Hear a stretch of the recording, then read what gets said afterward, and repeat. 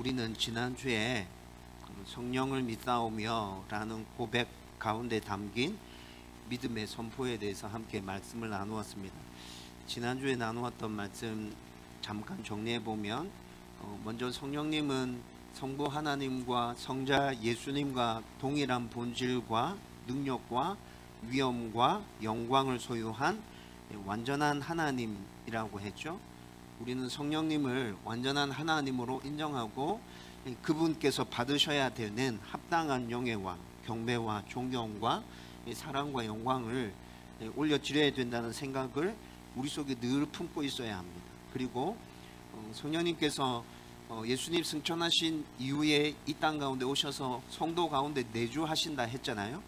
성도 안에 내주하시는 성령님이 그러면 뭐 하시는지에 대해서도 함께 말씀을 나누었는데, 성도가 이 부분에 대해서는 절대 잊어버리지 말고 고백해야 되는 아주 중요한 것들이 있었습니다. 성령님께서 우리 안에 내주하셔서 하시는 일들이 정말 많았어요. 그런데 특별하게 우리가 기억하고 반드시 성령님을 믿습니다라고 고백할 때 이 부분 절대 빼놓지 말고 고백해야 될 것, 성령님께서 우리 안에 내주하셔서 예수 믿는 우리들로 하여금 하나님의 사람임을 인쳐주신다고 했습니다. 그리고 하나님께서 구원을 완벽하게 이루실 것이라는 것에 대해서 우리 안에서 계속 보증해 주신다고 그랬죠. 사단이 우리를 넘어뜨리기 위해서 아무리 공격한다 하더라도 우리의 보증이 되어주시는 성령님이 내 안에 내주하고 계시기 때문에 우리는 아무 문제 없습니다. 이것뿐만이 아니라 요한복음에 나타났던 보혜사라는 그 성령님의 또 다른 이름에서 알 수 있듯이 성령님은 우리를 보호해 주시고 은혜 주시고 가르쳐 주시는 분이십니다. 그리고 그렇게 우리 가운데 역사하시면서 우리를 붙들고 계심에도 불구하고 우리가 온전한 하나님의 사람으로 살아가지 못할 때는 우리 안에 계신 성령님께서 탄식하며 친히 우리를 위해서 간구하신다 했습니다. 여러분, 성령님께서 우리 안에 계시면서 이런 일을 하고 있기 때문에 우리가 이 땅 가운데 살아가지만 지속적으로 하나님의 백성으로 살아갈 수 있는 거예요. 하나님의 은혜를 덧입으면서 살아갈 수 있는 것이라고요. 주눅들 필요도 없고 세상과 맞짱 뜨며 살 때 쫄 필요도 없습니다. 성령님을 온전히 의지하고 그분이 내 안에서 지속적으로 힘주시고 능력 주시고 은혜 주실 것이라는 그 믿음을 가지고 성령을 믿사오며 담대하게 믿음으로 선포하고 고백하고 계속해서 앞으로 나아가는 주님의 백성 되기를 주의 이름으로 축원드립니다. 오늘은 거룩한 공회를 믿사오며 라는 고백 가운데 담긴 의미에 대해서 함께 여러분들과 말씀을 나누려고 합니다. 거룩한 공회라는 말은 쉽게 말하면 성도의 공동체, 우리가 지금 이렇게 모여있는 공동체, 좀 더 알기 쉽게 분명하게 말씀드리면 교회를 말하는 것입니다. 따라서 성도가 사도신경을 통해서 나는 거룩한 공회를 믿습니다 라고 고백할 때는 나는 주님의 거룩한 교회를 믿습니다 라고 말하는 것과 똑같은 것입니다.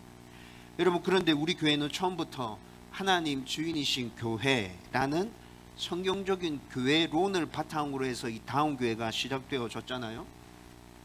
여러분들이 알고 계신지 모르겠는데 우리 교회 기초입니다. 이거 굉장히 중요합니다. 성도들이 조금 많아지면서 교회 처음 시작할 때 이 교회론에 대한 부분을 말씀을 함께 나누면서 시작했는데 성도들이 조금 많아지면서 4년이 지난 시점에서 다시 교회론에 대한 말씀들 나누었어요.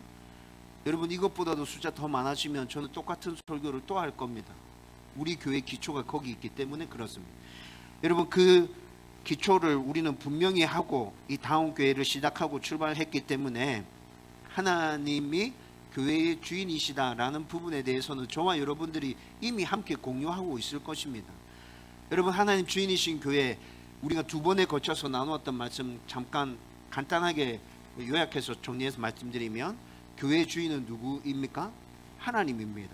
목사 아닙니다. 장로 아닙니다. 성도가 주인 아닙니다. 하나님이십니다. 하나님 주인이신 교회는 무엇을 기초로 해서 세워진다 그랬나요? 마태복음 16장에 베드로의 신앙 고백을 바탕으로 해서 교회는 그렇게 세워지는 것이라 말씀드렸죠. 그렇게 세워진 하나님 주인이신 교회는 무엇에 따라 움직입니까? 하나님의 말씀에 따라 움직입니다. 우리의 생각대로 움직이는 게 아닙니다. 교회는 그렇게 움직여 가야 된다고요. 그렇게 움직여 가는 교회는 무엇을 드러냅니까? 하나님의 영광을 드러냅니다. 하나님의 영광을 드러내는 그런 교회들은 자연스럽게 세상의 희망이 되어집니다.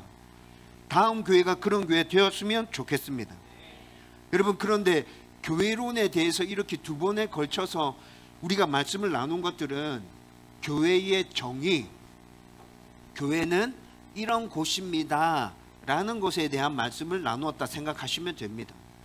여러분, 그런데 교회가 이런 곳입니다, 성경에서 분명히 말씀해 주고 있는 부분들을 우리가 함께 공유했는데, 그렇게 교회를 세워가면 그 교회 안에서 아주 독특한 특징들이 나타나게 될 겁니다. 여러분, 사도신경에서 나는 거룩한 교회를 믿습니다 라고 고백하는 것은 성경에서 말씀하고 있는 정의대로 교회를 세워가면 그 교회 안에서 성경에서 말씀하는 독특한 특징들이 나타날 건데, 하나님의 교회에서 그런 특징들이 나타날 것이라는 것을 나는 믿습니다, 이렇게 고백하는 겁니다. 여러분, 오늘 저는 여러분들과 함께 우리가 어떤 교회를 믿고 고백하는지에 대해서, 교회 안에서 나타나야 되는 그 특징들이 뭔지에 대해서 함께 말씀을 나누려고 합니다. 여러분, 이 말씀을 나누고 난 다음에 교회의 정의에 대해서 우리가 이미 여러 번 말씀을 나눴잖아요. 성경에서 말씀하는 교회는 이런 교회야. 그리고 이 교회가 온전하게 세워지면 우리 안에서 이런 모습이 나타나게 될 거야 라는 것까지 이해하고 함께 그런 교회 세워가기 위해서 몸부림칠 수 있기를 주님의 이름으로 축원드립니다. 예수님이 제자들을 데리고 가이사랴 빌립보 동네에 가서 그들의 신앙을 확인하시죠. 그리고 베드로가 아주 분명하고 정확하게 신앙 고백했을 때 예수님께서 말씀하십니다. 그 신앙 고백 위에 내 교회를 내가 세우겠다. 예수님이 이렇게 말씀하셨습니다. 여러분, 이것이 무엇을 얘기해 주는 거예요? 여러분, 이 예수님의 말 안에는 뭔가 하나 이렇게 숨겨져 있는, 드러나지 않지만 분명하게 의도되어져 있는 것이 하나 있습니다. 그게 뭐냐면, 예수님께서 우리를 구원하시기 위한 계획들을 처음 세우실 때, 그리고 예수님께서 이 땅에 오셔서 그 모든 구원의 계획들을 다 실행하시고 완성해 주시고 난 다음에 성령님이 이 땅에 오셨죠. 그 성령님이 이 땅에 오셔서 우리의 구원을, 우리가 구원받을 수 있다는 그것을 효과적으로 성령님이 성도들에게 적용시키실 때 성령님 단독으로 역사하시는 게 아니라 교회를 통해서 그 일을 내가 수행해 가겠다라는 예수님의 계획이, 하나님의 그 계획이 예수님의 이 선포를 통해서 분명하게 드러나고 있다는 것입니다. 여러분, 그래서 사도행전에서 예수님이 승천하시고 난 다음에 성령님 오셨잖아요. 성령 충만함을 입은 제자들이 나가서 복음을 전할 때 수많은 사람들이 죽게 돌아오는 역사가 일어나죠. 그렇게 죽게 돌아오면서 무엇이 세워집니까? 교회가 같이 세워집니다. 여러분, 이렇게 사도행전은 이 세상에서 살아가는 성도들에게 예수님이 승천하시고 난 다음에 성령님이 임하신 성령의 시대가 시작되었다라는 것을 보여주는 것과 동시에 교회가 시작되었다라는 것도 같이 보여주고 있습니다. 여러분, 그래서 바울이 3차에 걸쳐서 전도 여행을 굉장히 열심히 했죠. 그렇게 해서 그가 가는 곳마다 복음을 전했습니다. 복음을 전하고 예수 믿는 사람들이 생겨났어요. 그러고 난 다음에 반드시 그가 했던 일이 있었어요. 어떤 일을 했습니까? 복음을 전하고 예수 믿는 사람들이 생기면 교회를 세웠어요. 교회를 세울 뿐만이 아니라 그 교회를 책임질 일꾼들을 세웠어요. 그렇게 해놓고 자기는 또 다른 곳으로 떠나갔다고. 여러분, 바울이 왜 이렇게 가는 곳마다 복음을 전하고 교회를 세워놓고 떠났을까요? 바울은 알고 있었어요. 하나님의 구원 계획 안에 우리에게 그 구원을 효과적으로 적용시키실 때 성령 하나님 단독으로 사역하는 게 아니라 교회를 통해서 그 일을 이루실 거예요. 그러니까 복음을 전하고 예수 믿는 사람들이 생겨나면 그곳에는 반드시 교회를 세워놔야 돼. 그래야 성령님이 그 교회를 통해서 우리가 구원받았음을 효과적으로 사람들에게 적용시키며 이 땅 가운데 하나님의 나라를 세워갈 거야. 바울이 이것을 이해하고 있었다고요. 여러분, 우리가 교회론에 대해서 두 번에 걸쳐서 말씀을 나눴다고 방금 말씀드렸는데, 여러분, 성경에서 얘기하는 교회, 에클레시아, 이건 어떤 의미였죠? 세상으로부터 하나님께 부름받은 자들이라는 의미를 가지고 있는 단어였죠. 여러분, 구원받은 하나님의 백성을 말하는 것이 교회, 에클레시아입니다. 따라서 여러분, 우리가 흔히 교회라고 말하는 그 단어는 건물이 아니라 구원받은 하나님의 사람입니다. 우리 각자 한 사람 한 사람이 교회인 거라는 거죠. 그리고 우리가 모여있는 이 공동체가 교회입니다. 여러분, 그래서 우리가 사도신경을 할 때 거룩한 교회를 믿습니다 라는 그 고백 안에 포함되어져 있는 건 뭡니까? 교회의 본래의 정의에 대한 우리의 신앙 고백이 담겨져 있습니다. 교회는 건물이 아닙니다. 교회는 나입니다. 함께 하고 있는 우리 성도들의 공동체 모임이 교회입니다. 이 신앙 고백이 그 말 안에 포함되어져 있다는 거예요. 그러면서 교회가 하나님께서 디자인하신 하나님의 계획임을 인정하고 그 교회 안에서 한 지체로 우리는 서 있다는 것과, 그리고 교회 지체로서 내가 감당해야 될 책임이 있다는 것도 함께 고백하고 있는 것입니다. 여러분, 그런데 안타깝게도 요즘의 성도들은 교회에 대해서 이렇게 생각하는 성도들이 점점점 줄어들고 있습니다. 여러분, 그런데 그분들이 그렇게 교회에 대한 이런 올바른 생각들, 성경에서 분명히 말씀하고 있는 교회에 대한 이런 생각들이 점점 사라져 가고 있는 이유가 한편으로는 이해되기도 합니다. 왜 그렇습니까? 목사다운 목사가 찾아보기 힘들죠. 성도다운 성도를 찾아보기 힘들고, 그래서 교회다운 교회가 없는 것 같고. 여러분, 이런 상황에서 신앙생활을 하다 보니까 하나님을 믿으면 됐지, 예수님을 믿으면 됐지, 꼭 교회에 가서 그 신앙 공동체 안에 포함되어서 찢고 볶고 할 필요가 있나? 여러분, 이렇게 생각하는 성도들이 굉장히 많아졌어요. 코로나 시대를 거치면서 폭발적으로 증가했습니다. 여러분, 이런 생각뿐만이 아니라 또 한편으로는 교회에서 뭔가 하는 게 귀찮아, 그냥 진짜 편하게 신앙생활을 했으면 좋겠어, 예수님 안 믿을 수는 없고 예수님 믿어야겠는데 그냥 막 일한다고 막 바쁘게 그렇게 안 했으면 좋겠고, 눈치 안 봤으면 좋겠고, 그냥 편하게 예수 믿으면 좋겠어 라는 생각 때문에 여러분, 이런 교회에 대한 성경에서 말하고 있는 본래 그 교회에 대한 모습이 점점 쇠퇴되어 가면서 굉장히 교회를 가볍게 생각하는 그런 성도들이 많이 생겨나고 있어요. 여러분, 그런데 성경에서 말하는 교회가 만약 교회 건물을 말하는 것이었다면 이렇게 생각해도 아무 상관이 없어요. 교회 건물을 말하는 것이었다면 그렇게 생각하는 거 당연할 수 있습니다. 저도 교회 건물을 성경에서 교회 건물을 얘기하는 것이었다면 저도 이렇게 목회 안 하고 그냥 편하게 신앙생활 하면서 그렇게 지냈을 거예요. 근데 성경에서 얘기하는 교회는 그런 게 아니죠. 여러분, 성경에서 얘기하는 교회는 어떤 겁니까? 구원받은 사람, 그 사람들이 함께 모여서 하나님의 말씀에 순종하면서 이 땅 가운데 하나님의 나라를 편만하게 넓혀가야 되는, 그렇게 부르심을 받은 그 사람들의 모임, 그것이 교회라고 얘기하고 있잖아요. 여러분, 성경에서 말씀하고 있는 교회가 그런 것이면 우리는 교회로 계속 모여서 그 안에서 찢고 볶고 피 터지는 싸움이 생긴다 하더라도 그 안에서 서로를 배려해주고 서로를 사랑해주기 위한 훈련들을 해가면서 예수님께서 말씀하신 그 교회를 함께 세워가야 되는 것입니다. 하나님 살아계시고 예수님 살아계시고 성령님이 지금 우리 가운데 역사하고 있음을 우리 교회를 통해서, 교회의 날을 통해서 그것이 드러나고 선포되어 줘야 된다고요. 저와 여러분들이 여러분 이런 생각들을 가지고 내가 교회를 떠나서는 신앙생활을 할 수 없어, 나 자체가 교회야, 우리 성도들이 모여있는 그 자체가 교회야 라는 생각들을 가지고 교회를 떠나서는 절대 신앙생활을 할 수 없다는 이 생각부터 분명해지기를 주님의 이름으로 축원드립니다. 에베소서 2장 20절에서 22절 말씀을 보면 성도는 사도들과 선지자들의 터 위에 세우심을 입었는데 예수님이 모퉁이 돌이 되셔서 예수님을 중심으로 해서 한 건물로 이렇게 지어져 가고 있다고 설명해 주고 있습니다. 여러분, 고대 시대 때 건물을 짓기 위해서는 모퉁이 돌, 기준이 되는 돌이 반드시 됐었어요. 그 모퉁이 돌이 없으면 건물 자체가 지어지지 않는 겁니다.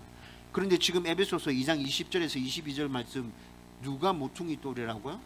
예수님이 모퉁이 돌이 되신대요. 기준이 딱 되신대요. 그리고 그 기준이 되어서 성도들이 쫙 모여서 기준 대신 예수님을 중심으로 해서 벽돌 한 장 한 장이 쌓여져 가는 거예요. 그렇게 해서 건물이 만들어집니다. 그런데 에베소서 2장에서 이 건물을 성전이라고 얘기하고 있어요.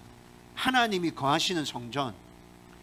여러분, 교회로 부름받은 저와 여러분들이 이렇게 세워져 간다는 것입니다. 여러분, 따라서 우리는 교회를 떠나서는, 이 공동체를 떠나서는 신앙생활을 제대로 할 수 없다는 것이죠. 여러분, 우리는 다 하나님이 거하실 초소가 되기 위해서 함께 지어져 가도록 하나님께 부름받은 사람들입니다. 그렇게 우리는 반드시 하나님의 교회로서 살아야 하고, 하나님을 믿는 것과 또 교회의 한 지체로 서 있는 것을 따로 분리해서 생각하면 안 된다고요. 그래서 우리는 이런 의미를 담아서 나는 거룩한 교회를 믿습니다 라고 고백하는 것입니다. 여러분, 고린도전서 1장 2절의 말씀은 우리 개개인과 우리의 공동체가 성경적인 교회로 섰을 때 어떤 특징들이 드러날 것인지에 대해서 아주 분명하게 잘 보여주고 있습니다. 여러분, 이 말씀을 좀 자세히 살펴보면서 우리가 고백해야 할, 또 함께 세워가야 할 그 거룩한 교회가 어떤 교회인지에 대해서 함께 말씀을 나누려고 합니다. 여러분, 먼저 이 말씀에서 나타나는 교회의 특징, 첫 번째는 하나님이 이미 구별하신 하나님의 백성들이면서 동시에 계속 성화되어 가야 하는 공동체다라고 말씀해 주고 있습니다. 여러분, 이것이 교회의 특징입니다. 여러분, 교회는 구별된 사람들의 모임입니다. 여러분, 이 표가 분명하게 나타나야 된다는 거죠. 여러분, 제가 설교를 시작하면서 말씀드렸죠. 지금까지 우리가 나누었던 교회론에 대한 부분은 교회 정의에 대한 부분이었다 그랬죠. 여러분, 교회 정의에 대한 부분들을 붙들고 온전한 교회를 세워가면 우리 안에서 어떤 특징들이 나타나요? 세상과 구별되어져 있다는 특징이 자연스럽게 나타나게 될 것입니다. 여러분, 이것을 고린도전서 1장 2절 말씀에서는 거룩이라고 표현했습니다. 사도신경에서 우리는 어떻게 고백합니까? 거룩한 공회라고 해서 강조해서 교회는 거룩함에 대해서 고백하고 있습니다. 여러분, 거룩이라는 단어는 구별되었다라는 단어죠. 구별되었다라는 단어예요. 하나님이 그분의 백성으로 구별한 하나님의 사람들이 모인 곳이 바로 교회라는 것입니다. 그런데 구별받은 것에서 끝나는 것이 아니라 계속해서 성화를 이루어 가야 되는 공동체로 불러주셨다고 또 그렇게 말씀해 주고 있어요.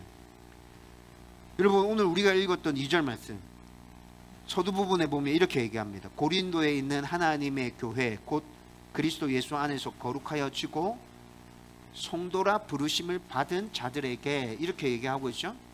그런데 여러분, 헬라어로 이 말씀 살펴보면 제가 방금 읽어드린 한글 성경에서는 거룩이라는 단어가 한 번 나타났죠. 근데 헬라어로 이 말씀을 읽어보면 거룩이라는 단어가 2번 나타납니다.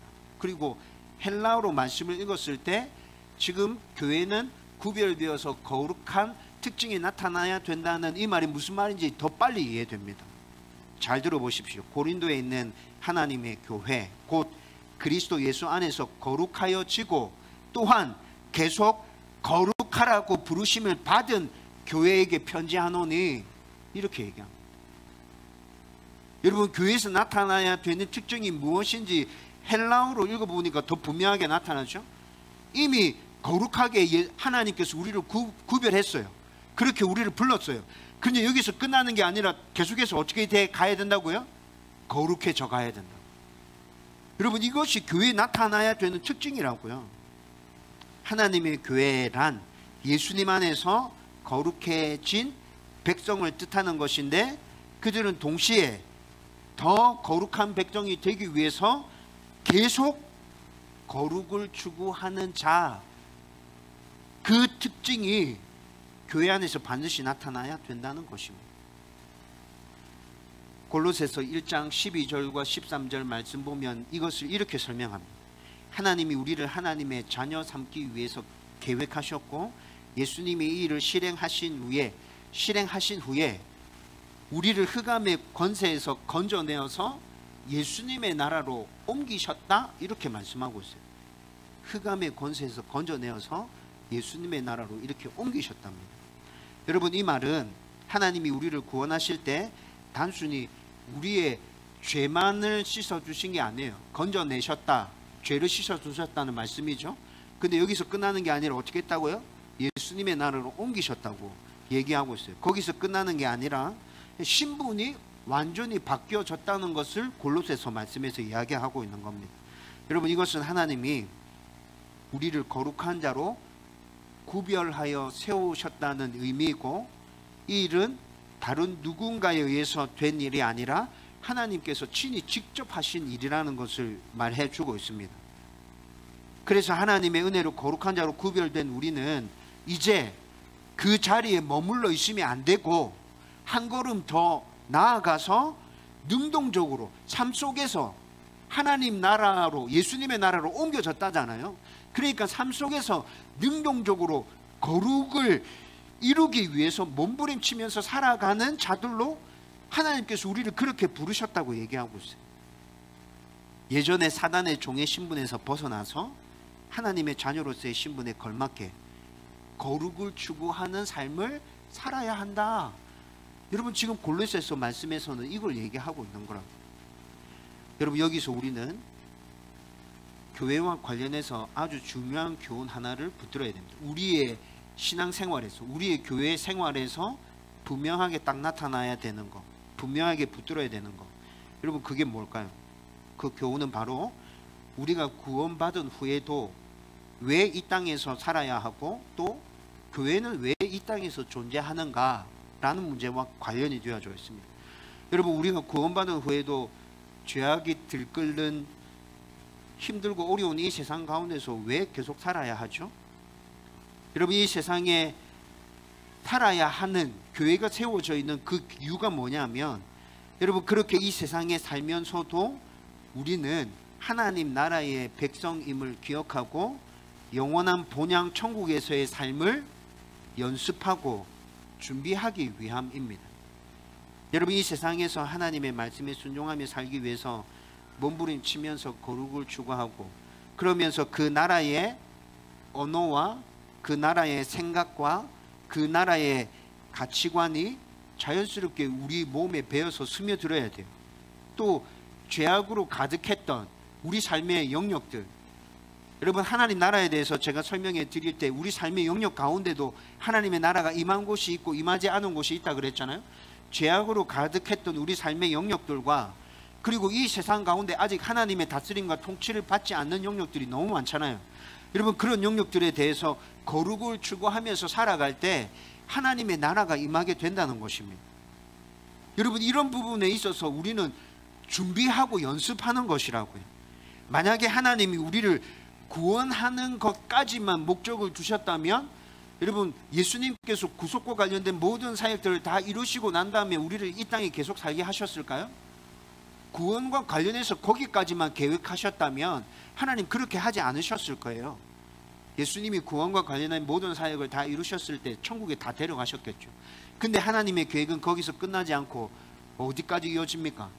하나님 나라에서 함께 영원히 사는 것까지 이어져 있었습니다. 그래서 하나님께서 우리에게 말씀하십니다. 너희도 구원받았지만 내 나라에 들어와서 살려고 하면 이런 부분에 있어서 좀 연습이 필요해. 준비가 필요해. 그러니까 니네들이 이 땅 가운데서 살면서 아직 이 땅 가운데 내 다스림과 통치가 임하지 않은 많은 영역들이 있잖아. 그러니까 거룩을 추구하면서 니네들이 그 부분까지 내 다스림과 통치가 임하도록 한번 만들어 봐. 그러면서 동시에 영원한 나의 나라에서 살 준비를 해. 하나님께서 지금 이렇게 말씀하고 계시는 거라.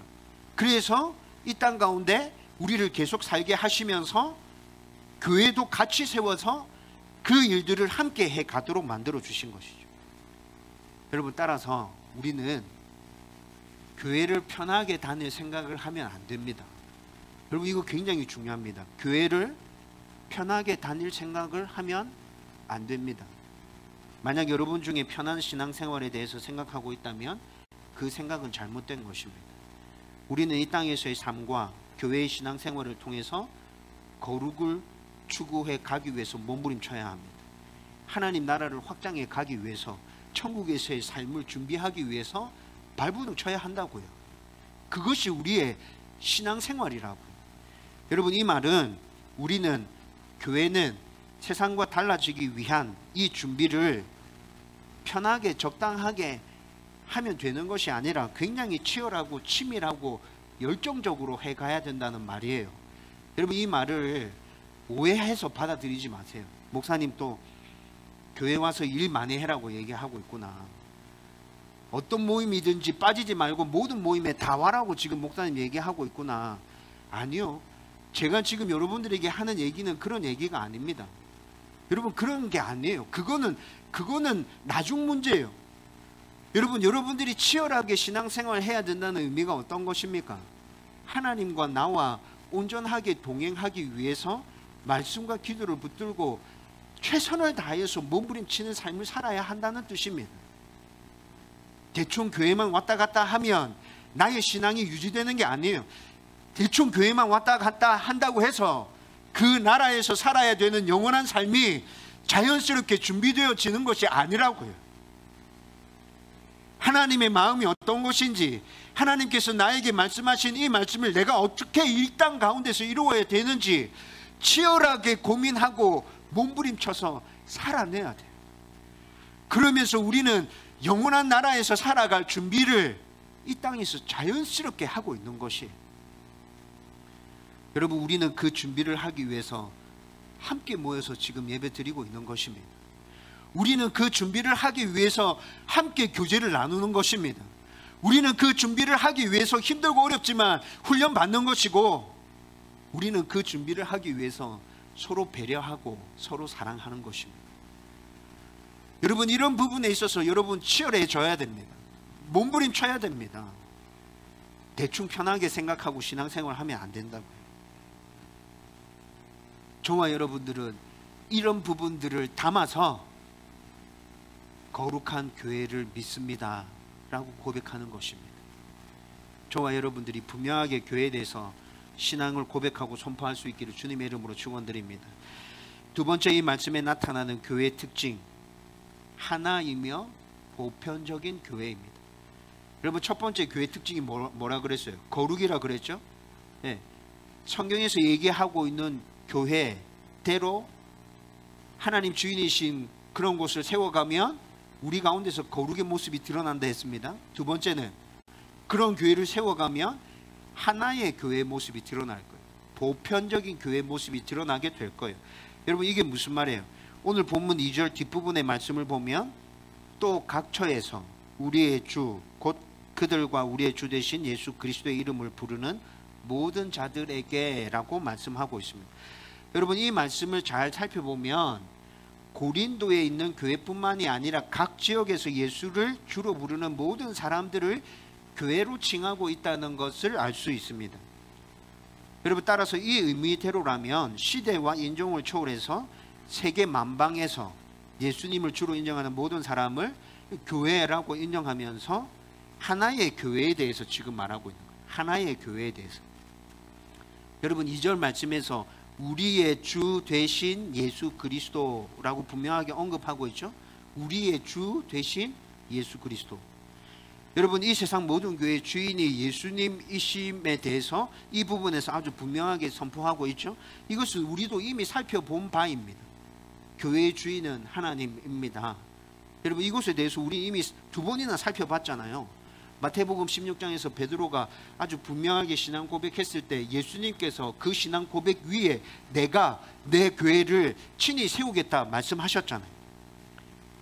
여러분, 그래서 이 땅 위에 세워진 모든 교회의 주인은 누구라고요? 예수님, 하나님이시라고요. 따라서 시대와 인종을 초월해서 교회의 주인은 한 분 하나님이시기에 이 세상의 모든 교회는 하나다, 이렇게 얘기하는 거죠. 그리고 앞에서 잠깐 언급했었는데 에베소서 2장 20절에서 22절 말씀에 보면 성도가 어떻게 세워진다고요? 성도는 사도들과 선지자들의 터 위에 세워진다고 말씀하고 있어요. 이게 무슨 말이에요? 사도들과 선지자들의 터 위라는 말은 하나님의 말씀에 기초를 두고 성도들이 온전하게 세워진다는 말이에요. 여러분, 교회도 이렇게 세워져요. 하나님이 주인이신 교회도 하나님의 말씀 위에 기초를 두고 온전하게 이렇게 탁 서는 거예요. 여러분, 그래서 하나님의 말씀 위에 세워지고 하나님이 주인이라고 하면 이 세상에 존재하는 모든 교회는 하나다. 여러분, 이렇게 얘기하는 거죠. 여기서 또 중요한 교훈 하나를 붙들어야 합니다. 여러분, 세상에 존재하는 모든 교회는 하나님이 주인이시면서 하나님의 말씀 위에 세워진 하나의 교회이다 라는 개념이 없으면, 이 개념이 없으면 개교회주의에 빠져들게 됩니다.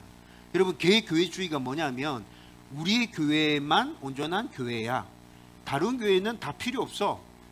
여러분, 이렇게 된다고요. 이렇게 되면 어떻게 되죠? 교회끼리 경쟁합니다. 기업처럼 저 교회를 밟고 우리가 일어서야 돼. 하나의 사역을 두고 서로 경쟁합니다. 똑같은 사역을 하는 교회들끼리 우리가 훨씬 더 이 사역을 잘해서 사람들을 우리 교회 쪽으로 끌어모아야 돼. 여러분, 이렇게 생각하게 된다고. 여러분, 우리는 이런 오류에서 벗어나야 됩니다. 이 세상에 존재하는 모든 교회는 하나님이 주인이신 하나의 교회이다. 하나님의 말씀 위에 서 있다. 여러분, 이것을 인정하면서 모든 교회가 함께 세워져 가기 위해서 노력해야 된다는 것이죠. 여러분, 에베소서 4장 4절에서 6절 말씀은 이에 대해서 이렇게 얘기합니다. 이 세상의 모든 성도, 이 세상의 모든 교회들은 한 분 하나님, 한 분 예수님, 한 분 성령님, 한 부르심, 한 소망, 한 몸된 거룩한 교회가 되었다라고 말씀해 주고 있어요. 따라서 하나님이 주인임을 인정하면서 하나님의 말씀 위에 세워진 모든 교회는 하나임을 고백하면서 함께 거룩해지기 위해서 몸부림치면서 나가야 된다는 것이죠. 그렇다면 질문이 생겨요. 목사님, 그러면 개교회는 왜 필요한 거예요? 지역에 보면 교회 진짜 많잖아요. 그러면 다 교회가 그렇게 하나라고 하면 그냥 하나 이렇게 탁 모이면 되지, 왜 교회들이 이렇게 많이 생겨 있죠? 천주교처럼 그냥 중앙 집권식 그 체계를 도입해서 교회 대표 중 교회들의 대표 한 사람 딱 정하고 그 사람이 교황처럼 딱 이렇게 서서 교회의 모든 조직들, 필요한 모든 조직들 딱 만들어서 대한민국 안에는 교회가 몇 개 필요하다, 목사가 몇 명 필요하다, 특별히 대한민국 용원 안에는 지역이 얼만큼 넓고 그 다음에 인구가 몇 명 사니까 거기는 교회가 몇 개 필요할 것 같고 목사가 몇 명 필요할 것 같다. 여러분, 이렇게 정해가지고 그냥 이렇게 딱딱딱 해가지고 하면 훨씬 좋을 것 같은데? 여러분, 이런 생각이 좀 들기도 하잖아요. 그런데 성경은 이 세상의 모든 교회는 하나님의 말씀을 기초로 세워진 하나님이 주인이신 하나의 교회이지만 또 개교회를 인정하고 있습니다. 여러분, 사도행전을 읽어보십시오. 사도행전을 읽어보면 고린도 교회, 갈라디아 교회, 에베소 교회, 각 지역의 교회들이 등장하고 있죠. 그리고 여러분, 오늘 말씀을 읽으면서 여러분 주의 깊게 살펴보셨는지 모르겠는데 고린도 교회에 대해서 얘기하면서 뒷부분에 가보면 각 처에서 이렇게 얘기합니다. 고린도의 교회가 딸랑 하나 있습니까? 고린도 지역 전체에 있는 성도들이 다 모이는 교회 딱 하나가 있는 게 아니라, 여러분, 고린도 교회라고 말하는 건 고린도 안에 있는 여러 교회들을 다 총칭해서 고린도 지역 안에 있는 교회, 여러분, 이렇게 얘기하는 거라고. 여러분, 사도행전을 읽어보면 우리도 알잖아요. 고린도 교회라고 말하지만 그 고린도 지역 안에 가정교회가 초대교회 시대 때 가정교회가 굉장히 많이 있었고, 그 가정교회 안에서 소수의 단위로 성도들이 모여서 예배드리고 이 교제를 나누었다는 사실을 사도행전에서 확인할 수 있죠. 여러분, 그런데 성경에서 개교회를 이렇게 인정하고 있다고요. 여러분, 왜 이럴까요? 하나의 교회라고 말하면서 왜 또 개교회를 인정하고 있는 것이죠? 여러분, 이 이유는 하나의 교회는 머리로 이해되어지는 개념입니다. 하나의 교회라는 것은 머리로 이해되어지는 개념이라고. 하나의 교회라고 해서 지구상에 교회 딱 하나 존재합니까? 아니죠. 지구상에 딱 교회 하나 존재하는 게 아니죠. 네. 하나님이 주인이면서 동시에 하나님 말씀 위에 세워진 교회는 이 지구상에 딱 하나만 존재하는 게 아닙니다. 여러분, 그렇게 해서는 지구상에서 살아가는 모든 사람들이 신앙을 고백할 수 없게 돼요. 교회에 모여서 신앙을 다듬어 가야 되고 성장시켜 가야 된다 그랬는데, 대한민국에 만약에 교회가 없다면, 미국에 만약에 교회 하나 딱 세워져 있다면, 그럼 우리 매주마다 미국 가서 예배 드려야 됩니까? 여러분, 하나의 교회라는 이 개념은 머리로 이해되는 개념이죠. 모든 교회의 주인이 한 분 하나님이시다. 그리고 그 교회들은 다 말씀 위에 기초를 두고 세워져 있다. 그런데 여러분, 이 하나의 교회라는 개념이 눈으로 보일 때는 어떻게 보이죠? 각 지역에 세워져 있는 개교회를 통해서 우리의 눈으로 드러나게 됩니다. 개교회가 하나님이 주인이심을 온전히 인정하고 있고, 개교회가 하나님 말씀 위에 세워져 있다는 것을 분명하게 고백하면서 거룩을 나타내고 있으면, 여러분, 그 교회를 통해서 아, 우리의 주인이 하나님이시구나 라는 생각들이 신앙생활하는 성도들 전체 가운데 자리 잡게 되겠죠. 그렇죠? 여러분, 다음 교회뿐만이 아니라 산성교회가 그렇게 신앙생활하고 있어요. 산성교회 성도들도 교회를 그렇게 이해하고 있어요. 용원교회 성도들도 교회를 그렇게 이해하고 있어요. 여러분, 이렇게 교회에서 신앙생활하고 있는 모든 사람들이 오늘은 한 자리에 딱 모였어. 그 사람들이 자기들이 믿고 있는 하나님에 대해서 얘기할 때, 자기들이 믿고 있는 예수님에 대해서 이야기할 때, 같은 하나님, 같은 예수님에 대해서 이야기하게 되겠죠. 그렇죠? 여러분, 이것이 하나의 교회라는 거예요. 여러분, 이 하나의 교회라는 개념이 분명하게 눈으로 드러나는 건 개교회를 통해서 드러난다는 것입니다. 여러분, 우리 교회가 개교회로서 하나님 주인이심을 온전하게 드러내야 됩니다. 하나님의 말씀 위에 서 있음을 온전하게 드러내야 됩니다. 그러면 여러분들이 이 교회는 하나님이 주인이신 말씀 위에 굳게 세워진 다른 곳에 세워진 교회들과 똑같은 하나의 교회라는 개념이 분명하게 머릿속에 자리 잡히게 될 것입니다. 여러분, 그래서 성경에서 개교회를 인정하고 있는 거예요. 여러분, 이런 의미라면 각 지역에 세워진 개교회는 하나님 말씀 위에서 건강하게 세워져 가야 합니다. 그러면 성도들은 어떤 시대든 어디에 살고 있든 하나님이 주인이신 하나인 교회에 대해서 온전하게 이해하게 될 것입니다. 여러분, 이것을 에베소서에서는 어떻게 비유하고 있어요? 몸에 비유해서 설명하고 있습니다. 몸 전체가 건강해지려고 하면 몸의 각 지체가 건강해야 되죠. 또 몸을 떠나서 각 지체만을 딱 떼어서 생각하는 게 의미 있는 일입니까? 뭔가를 의학적으로 설명할 때는 하나를 딱 떼어내서 설명할 수 있죠. 그런데 몸에서 그것이 딱 떨어지는 순간 몸도 그렇고 그 지체도 그렇고 그건 이미 끝났어요. 이와 마찬가지로 시대와 인종을 초월해서 하나님이 주인이신 하나인 교회가 건강하기 위해서는 각 지역에 세워져 있는 지역교회가 건강해야 합니다. 이런 관점에서 우리는 세계교회와 한국교회와 지역교회를 바라볼 수 있어야 됩니다. 여러분, 옆에 있는 교회가 힘들고 어려움에 처했다는 이야기가 들려왔습니다. 기뻐합니까? 여러분, 그 힘들고 어려운 문제가 성경적이지 못한 비진리에서부터 시작됐다는 것을 알게 됐습니다. 나랑 상관없는데? 이렇게 생각합니까? 여러분, 마음 아파할 수 있어야 됩니다. 같이 분노할 수 있어야 됩니다. 여러분, 우리 교회 안에 정말 기쁘고 즐거운 일이 있었습니다. 그러면 그것을 우리 주위에 있는 지역교회와 함께 나눌 수도 있어야 합니다. 여러분, 이것이 하나의 교회를 온전하게 이해하고 있는 성도들 가운데서 나타나는 모습이라는 것이죠. 저와 여러분들 가운데서 이런 모습이 나타날 수 있기를 주님의 이름으로 축원드립니다. 주님의 교회, 거룩한 주님의 교회를 믿습니다라고 고백하는 데에는 이 의미가 다 포함되어 있다. 여러분, 이제 말씀을 정리하려고 합니다. 여러분, 오늘 성경에서 말씀하는 교회에 대해서 좀 더 깊은 부분까지 들어가서 여러분들과 함께 말씀을 나누었습니다. 여러분들 이 말씀을 들으면서 굉장히 복잡하다, 어렵다, 교회에 대해서 정확하게 알려고 하면 진짜 이거 한도 끝도 없구나, 이렇게 생각하는 분들도 있을 겁니다. 아이, 나는 그냥 모르겠다, 이렇게 마음속에 반응하고 있는 분들도 혹시 계실지 모르겠습니다. 여러분, 오늘 나누었던 이 말씀이 어렵다면 그냥 다 잊어버리시고